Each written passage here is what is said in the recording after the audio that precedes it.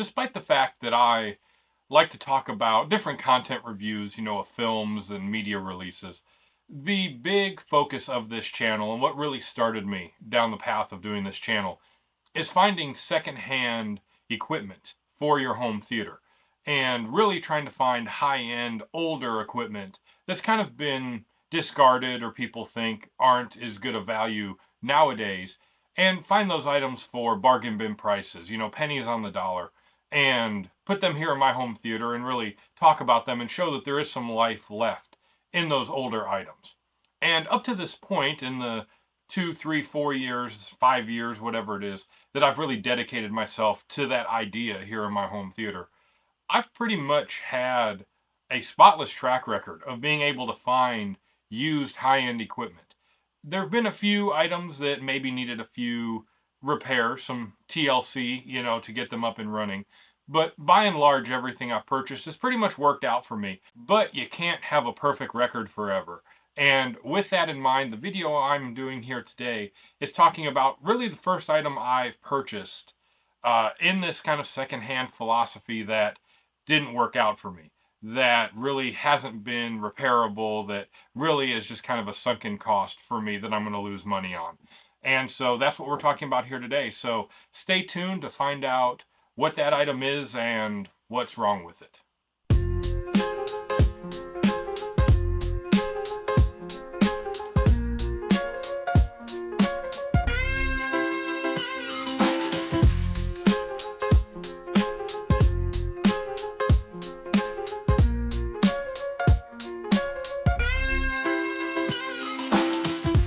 Now, like I said in the intro, I've had a pretty good track record with buying used equipment, and that runs the gamut of like receivers, projectors, speakers, all kinds of different stuff. And really, like I said, I've had a good track record. I haven't really run into many issues.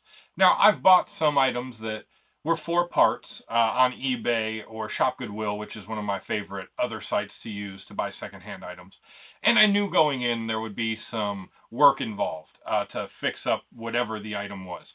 And either I could have been able to do it if it was minor enough with my kind of minimal technology know-how, or I do have a small town electronics guy here where I live that I've used on a few occasions to do a little more in-depth stuff.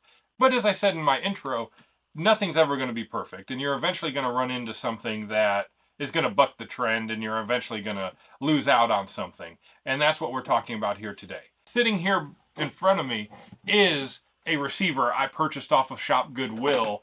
At this point, it's about a little over 2 months ago. And this receiver here is a Sony DA3000ES receiver. Now, this receiver came out originally, I believe, in like 2004, 2005, right in that time frame. And it was really before the mainstream introduction of some of the more modern sound formats that we have nowadays. So there's no HDMI on this, there's no DTS Master HD, no Dolby True HD, none of that sort of stuff. This is very like behind the times, even for most of the stuff I use in my home theater in terms of receivers. Now, I bought this item on Shop Goodwill about 2 months ago at the time of filming this, and I only paid $30 for this unit. And I did that because I was really the only person who bid on it, and this listing was a 4 parts listing. They were having trouble turning on the unit, and once it turned on, it would have an error code and it would immediately turn off. And I did a little research on the unit and thought, well, I'll gamble. I'll throw one bid on it. If someone outbids me, then they can have it. But if I get it for the $30 single bid price, I'll buy it and I'll see what I could do with it. And of course, I ended up winning on a single bid. No one bid on it because it was a 4 parts item. Now, once it actually arrived here, I knew there would be an issue with it staying on, and going into protect mode with an error code on here that was in the listing. And the first code that came up was an error code 22. Now, I don't have a picture of that because I immediately took this unit to my small town electronics guy when I got this in, because I knew there was going to be an issue. So I didn't take any footage of that. But it was an error code 22, which means that some sort of circuit or something in here was damaged. I took it into my small town electronics guy. he took a look at it. He got back to me and said, yeah, there's a few little circuits that seem like they're blown or worn out. They aren't reading correctly. He goes, I can order the circuits, but I have to order them from overseas. It may take a little bit to get the parts in. They were cheap. They were only like $5 for the 2 circuits he needed to fix on here.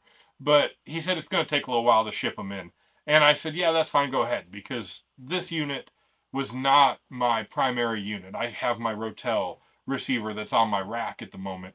So I just wanted to kind of play around with this to see if I could get it to work. So that's what he did, and he ended up ordering all the couple circuits and whatever he needed, had them shipped from overseas. And so that was about the end of October, beginning of November when that happened. It took him a while, to also find some time to kind of look at this. I told him there was no rush, if he had more important things, pressing matters, handle that and then get to this when he had time. And so when he got to it, he replaced the few circuits that were blown, and that error code 22 went away. But as soon as that went away, and after he powered it on and put everything kind of in working order, another error code came up, which was an error code 11. And looking through the service manual, an error code 11 means there's an issue with the speakers that are attached to this unit. Well, there were no speakers attached to it when that error code came up. When that happens, that pretty much means one of the main components of this is completely destroyed, trashed, blown, whatever, and will need to be replaced. And at that point, for the price that I paid for this and the cost of finding one of those parts, whatever it would be, the main board, the actual amplifiers, whatever the case would be, it was going to get into the price range where I didn't feel like it was worth buying that and paying to have it repaired. So I made the decision not to get it fixed any further than where it already was. And so I paid my electronics guy, it was $50. That was for the parts and for the labor that he did for the initial repair on this.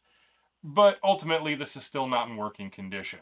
And really what I'm going to do is probably take this and either salvage it, take it somewhere to an electronics place and salvage it for parts. Or when I go on my next trip down to the record exchange, which I do have a video on, I'll link it up here, that I visit every so often, I'll see if they want it for parts as well, because they do stereo equipment repair, and I will just kind of give it to them, see if they, want it. Now, before I wrap the video up, you may be asking, Matt, why would you even worry about buying something like this if you knew going in there was going to be some issues, and you knew there was no HDMI inputs on this. There was no modern kind of audio processing, no Dolby True HD, no DTS Master Audio. Why would you go into something like that? You already have your Rotel receiver that you use. And really the main reason was outside of just trying to find a bargain and maybe fix something up on the cheap, which ultimately didn't work out. But the main reason was that this receiver here puts out a pretty decent amount of wattage to the speakers, and that was the main reason why. Now my Rotel receiver, which I really like, only puts out 100 watts a channel. Granted, that's with all channels driven, so it can put out 100 watts times 7 if I had 7 speakers plugged into it, which I only have 5, so it does 100 times 5. And I just wanted to have something with a little more headroom, that I could have a little more power there, so that I wasn't going to bump into the upper limits of where it might start distorting if I turn the volume up past where my normal listening point is. And that was really the only reason why I looked into this. And to be completely honest, this receiver itself, when I go back and I look at the research for this at the time it came out back in the early 2000s, this was not a top of the line receiver. This was like kind of upper mid-level receiver quality for Sony at the time. It had a few receivers that were higher quality than this, that could put out more watts per channel. I had some better components in it. And I understood that, and I really just thought, if I could get this for $30, if I could get it repaired for less than, say, $70, $80, so it kept my total around $100 on this unit, and I could actually get the 150 watts per channel, basically using this as a glorified power amplifier, which is kind of how I'm using my Rotel unit at the moment, that I could then sell my Rotel, which I know would carry more resale value, and pocket the difference on it, and then just use this to power my speakers.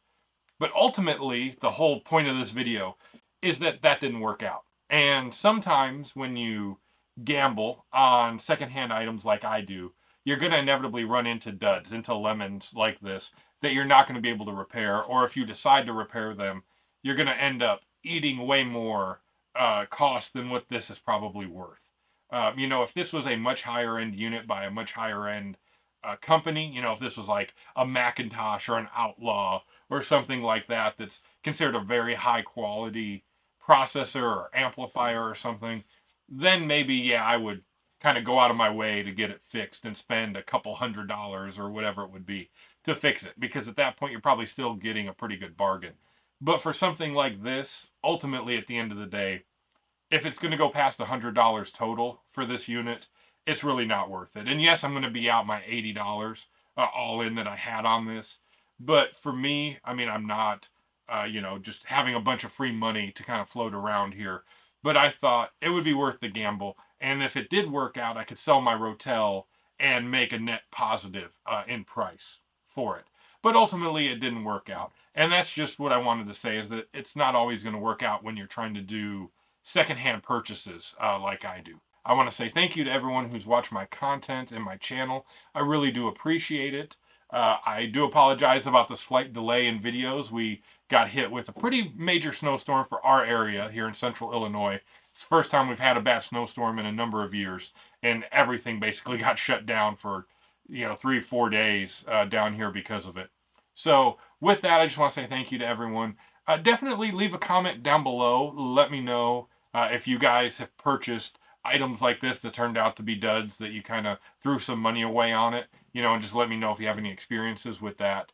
Like and subscribe to the channel if you enjoy this content. I'm hoping once we get past this bad weather, I'll have some more free time to get some more content made. I have several ideas and videos, you know, planned out that I want to do here in the immediate, you know, future. So with that, I'm going to say thank you again to everyone, and I will see you the next time in the next video right here on Secondhand Home Theater.